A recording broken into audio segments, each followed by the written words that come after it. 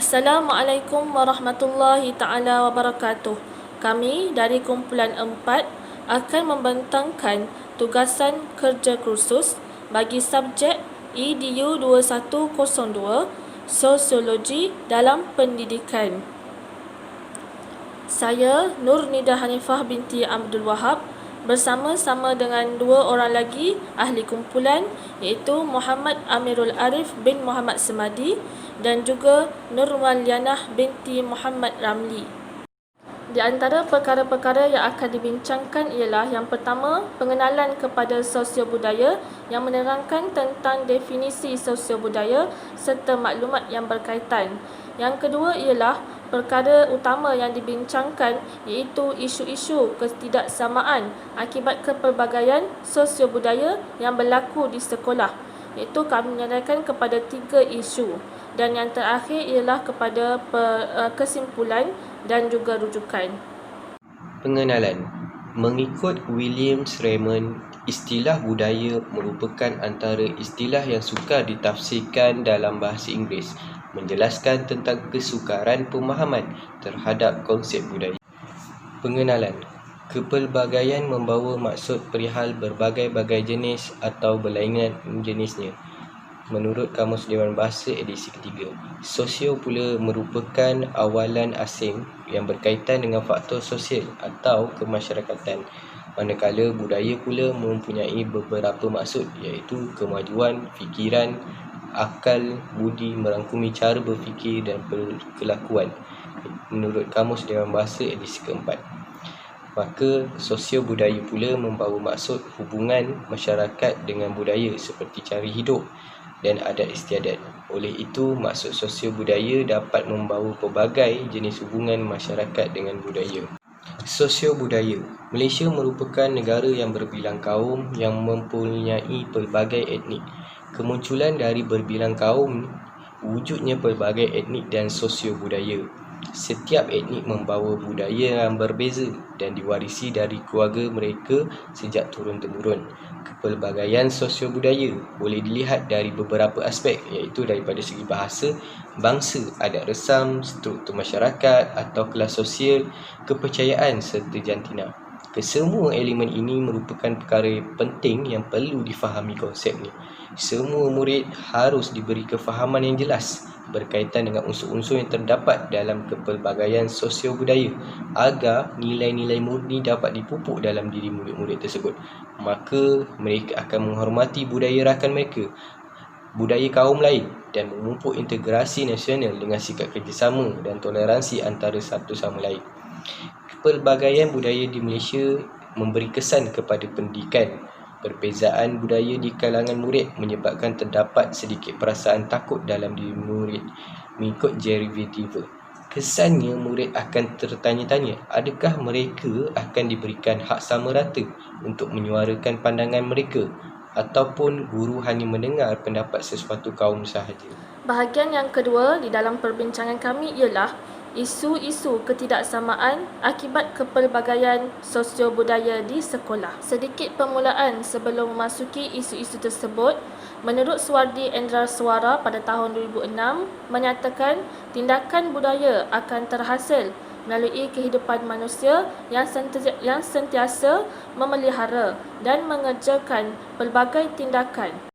Di antara isu-isu ketidaksamaan akibat kepelbagaian sosiobudaya di sekolah yang kami kritiskan di sini ialah yang pertama, penguasaan bahasa dan juga kemahiran dalam berkomunikasi di antara guru dan juga murid. Isu yang kedua ialah ketidaksamaan layanan guru terhadap murid-muridnya. Dan yang terakhir, isu yang ketiga ialah perbezaan lokaliti bagi sesebuah sekolah, sama ada sekolah yang berada di luar bandar, di pedalaman dan juga di bandar. Isu pertama yang kami kritiskan ialah penguasaan bahasa dan juga kemahiran berkomunikasi murid dan guru di sekolah.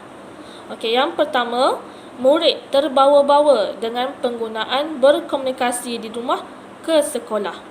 Yang kedua, murid menjadi sukar untuk mengikuti pengajaran dan juga pembelajaran guru secara efisien di dalam bilik darjah jika tidak memahami bahasa.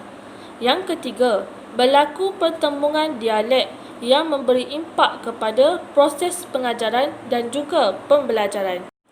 Seterusnya, berlaku pergaduhan dan salah faham dalam komunikasi antara satu sama lain. Di samping itu, murid juga akan ketinggalan dan keciciran dalam pembelajaran jika tidak mampu menguasai bahasa dengan betul. Murid juga akan menjadi keliru dengan arahan yang diberikan oleh guru jika mereka tidak mampu memahami bahasa yang digunakan oleh guru mereka. Seterusnya, murid beranggapan guru menggunakan bahasa yang tidak sesuai dengan bahasa ibunda mereka, sedangkan guru mengajar dengan menggunakan bahasa pengantar. Di samping itu, guru juga sukar memberi penerangan di dalam bahasa ibunda murid-murid sekiranya murid-murid masih lagi tidak dapat memahami tentang pembelajaran yang dipelajari pada masa tersebut. Sekarang saya akan menerangkan cara untuk menangani bagi isu yang pertama, iaitu masalah bahasa dan juga komunikasi. Okey, yang pertama, guru hendaklah menekankan penggunaan laras bahasa yang betul. Yang kedua, kita hendaklah mendidik semua pihak, terutamanya guru, ibu bapa dan juga murid-murid untuk membudayakan aktiviti membaca bagi melatih kefahaman dan juga penguasaan bahasa yang standard. Selain itu, guru hendaklah memastikan supaya semua murid menggunakan bahasa standard seperti bahasa Melayu semasa pembelajaran ataupun aktiviti ketika di dalam bilik darjah. Murid juga hendaklah sentiasa dilatihkan dengan bahasa yang standard secara khususnya di sekolah dan secara amnya di rumah di samping ahli keluarga mereka. Seterusnya, isu yang kedua yang kami kritiskan di sini ialah ketidaksamaan layanan guru terhadap murid-muridnya. Yang pertama ialah sesetengah guru akan memberikan respon yang berbeza kepada murid-murid mengikut kelas sosial murid tersebut. Kedua, terdapat juga guru yang memberi maklum balas mengikut kelas kecerdasan murid seperti murid yang pandai, kurang pandai dan sebagainya.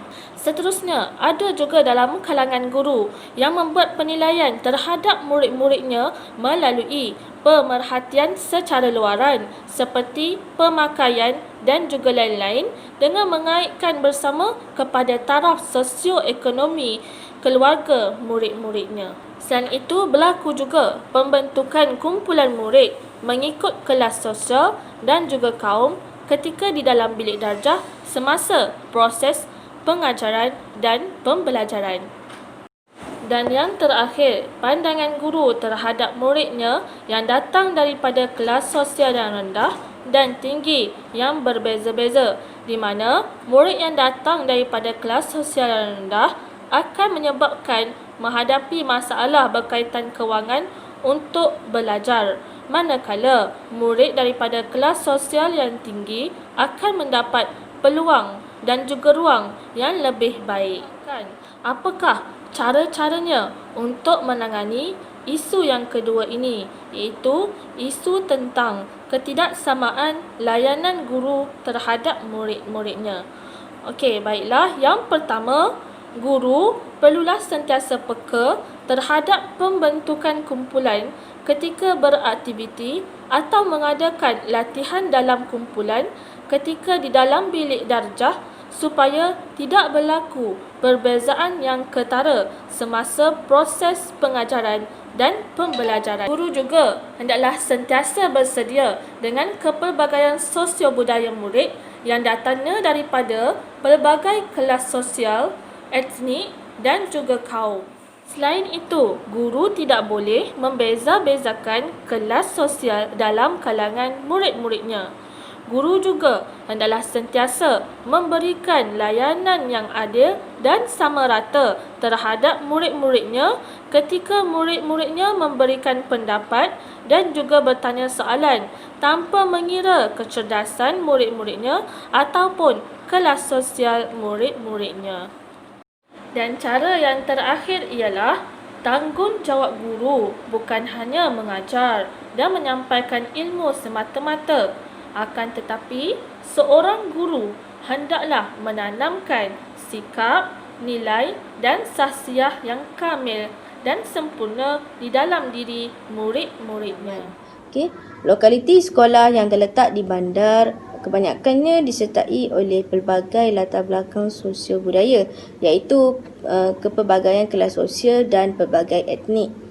Okey, sekolah-sekolah luar bandar dan pedalaman biasanya merangkumi satu atau dua kaum etnik yang mempunyai taraf sosioekonomi yang rendah.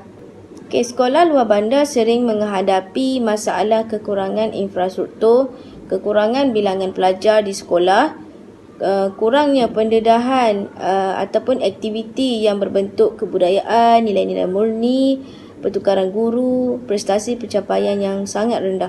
Okey, aspek sosial budaya sekolah pedalaman agak terbatas dan menyebabkan mereka tidak mencapai matlamat sekolah. Sekolah luar bandar juga kebanyakannya mengalami masalah jaringan internet yang menyebabkan mereka kurang atau tidak dapat bergaul ataupun tidak dapat bersosial dengan masyarakat secara mudah.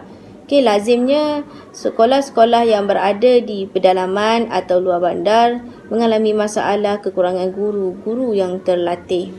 Cara untuk menangani isu ini adalah sekolah perlu melaksanakan program remote dan guru besar boleh memainkan peranan yang penting dalam melaksanakan program yang memupuk perpaduan kaum dan integrasi kaum.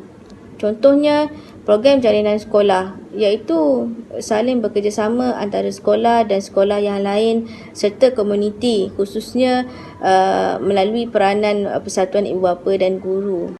Okay, seterusnya, pengurusan sekolah juga boleh menyediakan tempat dan prasarana untuk pembelajaran bilik darjah. Okay, di samping itu juga mewujudkan aktiviti co-curriculum seperti penubuhan kelab rukun negara dan aktiviti-aktiviti kebudayaan yang lain. Kesimpulannya, kepelbagaian sosio-budaya dalam sistem masyarakat majmuk di negara kita akan memberi kesan secara langsung kepada perkembangan sistem pendidikan secara umumnya dan kepada suasana pembelajaran khusus.